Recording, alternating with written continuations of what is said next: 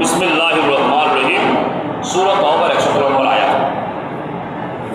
ওয়াস-সাবিকুনাল আউয়ালুন মিনাল মুহাজিরিন ওয়াল আনসার ওয়াল্লাযীনা তাবাউহুম বিইহসান রাদিয়াল্লাহু আনহুম ওয়া রাদু আনহু ওয়া আ'আদ্দা লাহুম জান্নাতিন তাজরি মিন তাহতিহাল আনহার খালিদিনা ফিহা আবাদা যালিকাল ফাওজুল আযীম। আল্লাহ বলেন,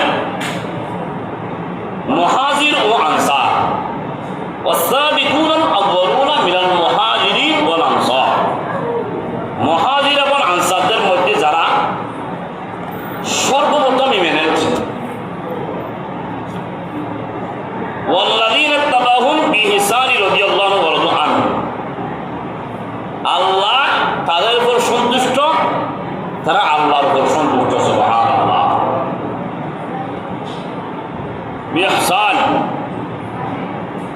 বিইহসান, সুন্দরভাবে তাদের অনুসরণ করেছে।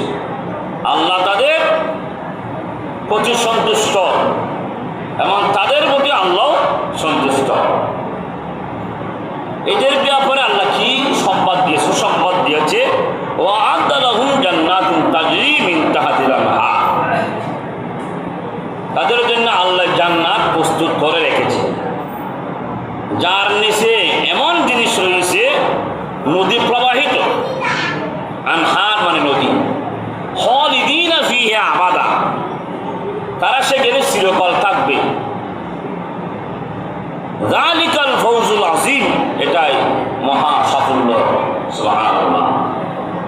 তাহলে এদের পরে কারা? আমার রাসূল বলেছেন, খায়রুন নাস করনি সুম্মাল্লাযীনা ইয়ালুনাহুম সুম্মাল্লাযীনা ইয়ালুনাহুম, মানুষের মধ্যে সর্বোত্তম যুগ কোনটা? আমার রাসূল বলেন, সর্বোত্তম যুগ হচ্ছে আমার যুগ। যে রাসূল পাক সাল্লাল্লাহু আলাইহি ওয়াসাল্লাম যে যুগের মধ্যে বসবাস করছে, 63 বছর জিন্দেগি খানিয়েছিল, সর্বোত্তম যুগ হচ্ছে সেই রাসূলের যুগ। সুবহানাল্লাহ। ওই রাসূলের যুগ নিয়ে আল্লাহ কি করেছেন? শপথ করেছেন, ওয়াল আসরি, সেই সময়ের শপথ করেছেন। লা উকসিমু বিহাযাল বালাদ, সেই শহর নিয়ে আল্লাহ কসম করেছেন। লা উমরুকা, আল্লাহর ওই হায়াত নিয়ে আল্লাহ কসম করেছেন। সুবহানাল্লাহ। তারপর তাদের পরবর্তী যুগ, তারপর সুম্মাল্লাযীনা ইয়ালুনাহুম, তারপর তাদের পরবর্তী যুগ।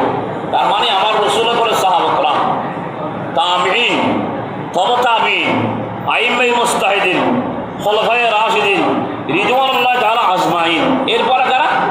আউলিয়া کرام, বালায়াতুল কুতুব। সুবহানাল্লাহ। একের পর এক যুগকে আল্লাহ রাসূলকে দিয়েছেন, প্রাধান্য দিয়েছেন। ওই মাঝখানে যখন একজন খালি হয়ে যাবে, পড়ে যাবে, তাদেরকে মানবে না, সাহাবা کرامকে মানবে না, তাবিঈনকে মানবে না, তবে তাবিঈনকে মানবে না, তার উনি মুসলমানের মধ্যে আর মুসলমানের পর জন্ম নিয়েছে, কিন্তু মুসলমানের তো তার মধ্যে নাই। এটা আমার রাসূল বলে দিয়েছে। সুবহানাল্লাহ। সাহাবাদেরকে গালির ব্যাপারে একটা আমার রাসূল কথা বলেছেন, লা তাসুব্বু আসহাবি ফাওয়াল্লাযী নাফসি বিয়াদিহি লাউ আন্না আহাদুকুম আনফাকা মিসলা উহুদিন যাহাবান মা বালাগা মুদ্দা আহাদিহিম ওয়ালা নাসিফা। আমার রাসূল বলেছেন, তোমরা আমার সাহাবীদেরকে, লা তাসুব্বু আসহাবি, তোমরা আমার সাহাবীদেরকে গালি দিও না। এটা তো বলতে হচ্ছে কেন? বর্তমান সবার মধ্যে সাহাবীদেরকে গালি দেয়, খবরদার, ঈমান শেষ হয়ে যাবে।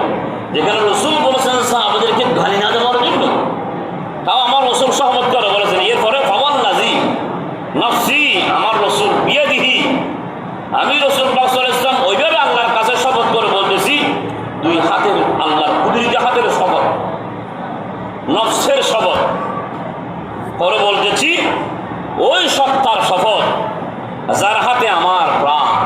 দেখেন,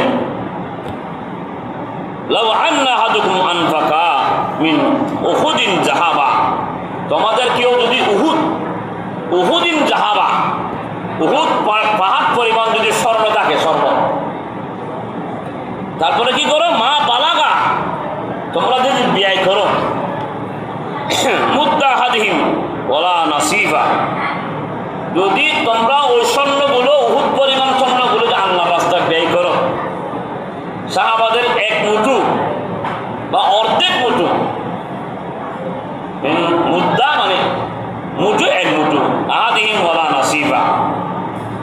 তাদের সমান হবে না। উহুদ পরিমাণ